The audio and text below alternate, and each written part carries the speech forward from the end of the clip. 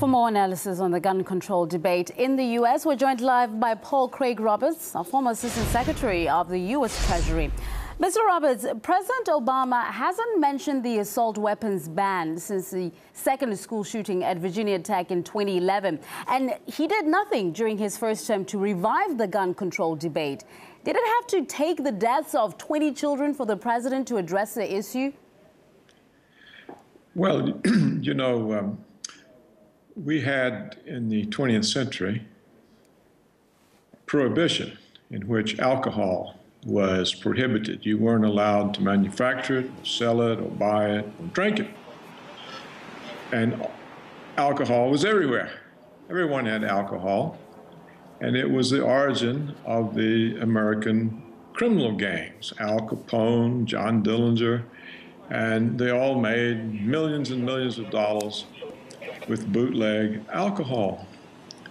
Currently, in fact, for many decades now, we've had the war on drugs, and narcotics are illegal. You're not allowed heroin or cocaine or marijuana.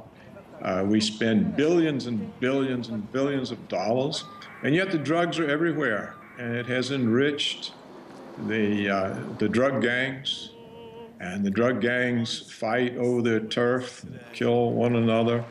So basically what you're saying is that we've reached a point where we need to start talking about gun control in a serious manner. So I'm going to ask you this. The National Rifles Association has stated that it is prepared to offer meaningful contributions to prevent more violence. What kind of assistance do you think it means by this? Yes, I think they're just intimidated by the fact that little children were killed.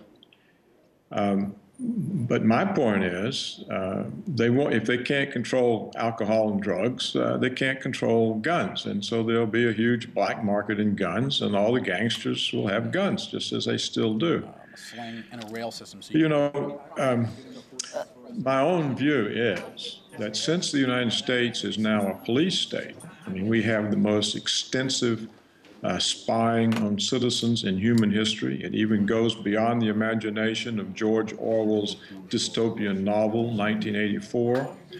You can't have a police state and an armed population. So there's no doubt they're going to take the guns away. It's absolutely certain. And these kinds of incidents helps them, but they're going to take them away anyhow, because you can't have an armed population and a police state.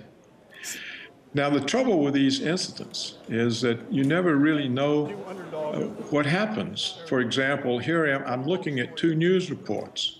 This is the Associated Press, Jim Fitzgerald and John Christopherson, dated December the I just want to jump in there. Well, is this an issue about guns, or is this an issue about the people who are buying the guns? You have a lot of in these incidences is the people who are said to be mentally unstable to have those guns, and on one side there's people are saying it's the guns that need to be taken away. So how does the president of a nation that has that has the right to carry these arms decide on what measures to take in order to make every party happy?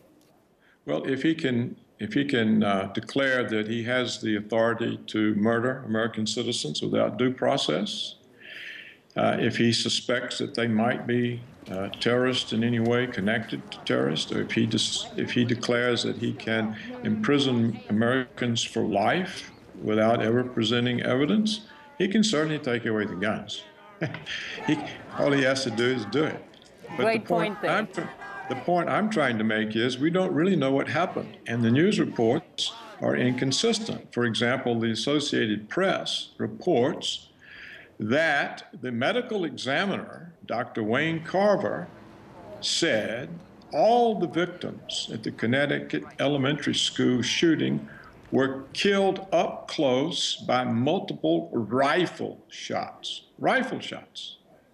And yet, all the reports are that the accused is found dead in the schoolroom with 2 handguns.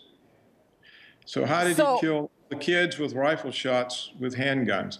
The inconsistencies in the reports. The same was true of the shooting in the movie theater. Yes, but either way, even with the inconsistencies of reports, at the end of the day, there are 20 kids who are dead right now. Yeah, but we plus don't know others, anything and about there's it. guns involved. We can't necessarily say it's because the media is writing, is sending out the wrong information. At the end of the day, we're talking about guns, and we're talking about people being killed. So where do we draw the line? Who has the power to draw that line? Well, I'm absolutely certain that today the United States Army killed at least 20 kids in Pakistan, Afghanistan, Yemen, Somalia, wherever they are. And we don't hear anything about it. It's only if our own kids get killed, then all of a sudden we get upset. The news is agenda-driven. The news is agenda-driven. And as I've already told you, you cannot have a police state and an armed population. And therefore, they're going to take the guns away. That's absolutely certain. And these events, whether real or not real, are simply helpful in taking the guns away. So the Americans are going to be disarmed. You can't have a police state and an armed population.